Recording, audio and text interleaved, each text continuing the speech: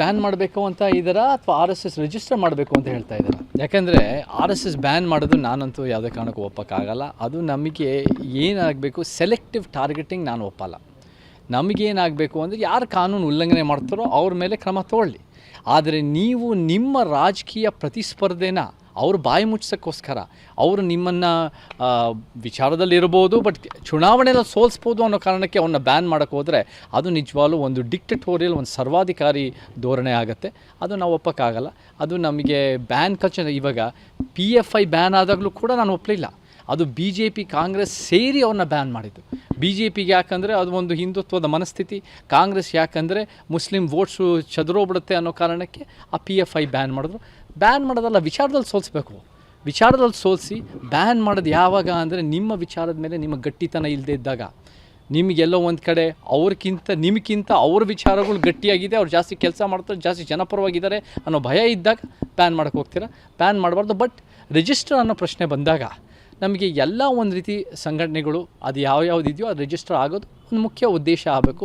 But target ಮಾಡಿ RSSನ target ಮಾಡ್ತಿರೋದು ನನಗೆ ಸರಿ ಕಾಣ್ತಾ ಇಲ್ಲ. ಅದು ಒಂದು ರೀತಿ ಒಂದು ಬುಲಿ ಪಲ್ಪಿಟ್ ಅಂತ ಒಂದಿದೆ. ಅಂದರೆ ನೀವು ಅಧಿಕಾರನ ವಹಿಸಿ ನಿಮ್ಮ ವಿರೋಧಿಗಳ ಮೇಲೆ ದಬ್ಬಾಳಿಕೆ ಮಾಡೋದು ಹಂಗೆ ಆಗಬಾರ್ದು.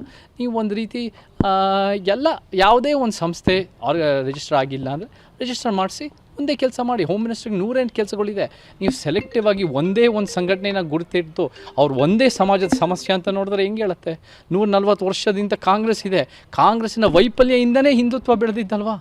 ಕಾಂಗ್ರೆಸ್ಸಿನ ವೈಫಲ್ಯದಿಂದನೇ ಜನತಾ ಪಕ್ಷಗಳು ಬೆಳೆದಿದ್ದಲ್ವ? ಕಾಂಗ್ರೆಸ್ಸಿನ ವೈಫಲ್ಯದಿಂದನೇ ಸಮಾಜವಾದಿ ಪಕ್ಷ, ಕಮ್ಯುನಿಸ್ಟ್ ಪಕ್ಷ ಮತ್ತು ನಮ್ಮ ಸತ್ಯಪಂಥ, ಅಂಬೇಡ್ಕರ್, ಪೆರಿಯಾರ್, ಕಾಂಶಿರಾಮ್ನ ಸಮಾನತಾವಾದನೂ ಬೆಳೆದಿದೆ.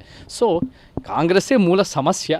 ಇವೆಲ್ಲ ಸಮಸ್ಯೆಗೂ ಒಂದು ಸರಿಪಡಿಸಿ ಅಂತ ನಾವು ನಿರೀಕ್ಷೆ ಮಾಡ್ತೀವಿ ಹೊರತು ನಿಮ್ಮ ಪ್ರತಿಸ್ಪರ್ಧಿ ರಾಜಕೀಯ ವಿರೋಧಿಗಳನ್ನ ಬ್ಯಾನ್ ಮಾಡೋದು ಅಥವಾ ಅವ್ರ ಮೇಲೆ ಟಾರ್ಗೆಟ್ ಮಾಡೋದು ಸರಿ ಕಾಣಿಸಲ್ಲ. ಬ್ಯಾನ್ ಮಾಡಬೇಕು ಅಂತ ಇದ್ದೀರಾ ಅಥವಾ RSS ರಿಜಿಸ್ಟರ್ ಮಾಡಬೇಕು ಅಂತ ಹೇಳ್ತಾ ಇದ್ದೀರಾ? ಯಾಕೆಂದರೆ RSS ಬ್ಯಾನ್ ಮಾಡೋದು ನಾನಂತೂ ಯಾವುದೇ ಕಾರಣಕ್ಕೂ ಒಪ್ಪೋಕ್ಕಾಗಲ್ಲ. ಅದು ನಮಗೆ ಏನಾಗಬೇಕು, ಸೆಲೆಕ್ಟಿವ್ ಟಾರ್ಗೆಟಿಂಗ್ ನಾನು ಒಪ್ಪಲ್ಲ. ನಮಗೇನಾಗಬೇಕು ಅಂದರೆ ಯಾರು ಕಾನೂನು ಉಲ್ಲಂಘನೆ ಮಾಡ್ತಾರೋ ಅವ್ರ ಮೇಲೆ ಕ್ರಮ ತಗೊಳ್ಳಿ. ಆದರೆ ನೀವು ನಿಮ್ಮ ರಾಜಕೀಯ ಪ್ರತಿಸ್ಪರ್ಧೆನ ಅವ್ರು ಬಾಯಿ ಮುಚ್ಚೋಕ್ಕೋಸ್ಕರ ಅವರು ನಿಮ್ಮನ್ನು ವಿಚಾರದಲ್ಲಿರ್ಬೋದು, ಬಟ್ ಚುನಾವಣೆಯಲ್ಲಿ ಸೋಲಿಸ್ಬೋದು ಅನ್ನೋ ಕಾರಣಕ್ಕೆ ಅವನ್ನ ಬ್ಯಾನ್ ಮಾಡೋಕ್ಕೆ ಹೋದರೆ ಅದು ನಿಜವಾಗ್ಲೂ ಒಂದು ಡಿಕ್ಟಟೋರಿಯಲ್, ಒಂದು ಸರ್ವಾಧಿಕಾರಿ ಧೋರಣೆ ಆಗುತ್ತೆ. ಅದು ನಾವು ಒಪ್ಪೋಕ್ಕಾಗಲ್ಲ. ಅದು ನಮಗೆ ಬ್ಯಾನ್ ಕಲ್ಚರ್. ಇವಾಗ PFI ಬ್ಯಾನ್ ಆದಾಗಲೂ ಕೂಡ ನಾನು ಒಪ್ಪಲಿಲ್ಲ. ಅದು BJP ಕಾಂಗ್ರೆಸ್ ಸೇರಿ ಅವ್ರನ್ನ ಬ್ಯಾನ್ ಮಾಡಿದ್ದು. BJPಗೆ ಯಾಕಂದರೆ ಅದು ಒಂದು ಹಿಂದುತ್ವದ ಮನಸ್ಥಿತಿ, ಕಾಂಗ್ರೆಸ್ ಯಾಕಂದರೆ ಮುಸ್ಲಿಂ ವೋಟ್ಸು ಚದುರೋಗ್ಬಿಡುತ್ತೆ ಅನ್ನೋ ಕಾರಣಕ್ಕೆ ಆ PFI ಬ್ಯಾನ್ ಮಾಡಿದ್ರು. ಬ್ಯಾನ್ ಮಾಡೋದಲ್ಲ, ವಿಚಾರದಲ್ಲಿ ಸೋಲಿಸ್ಬೇಕು.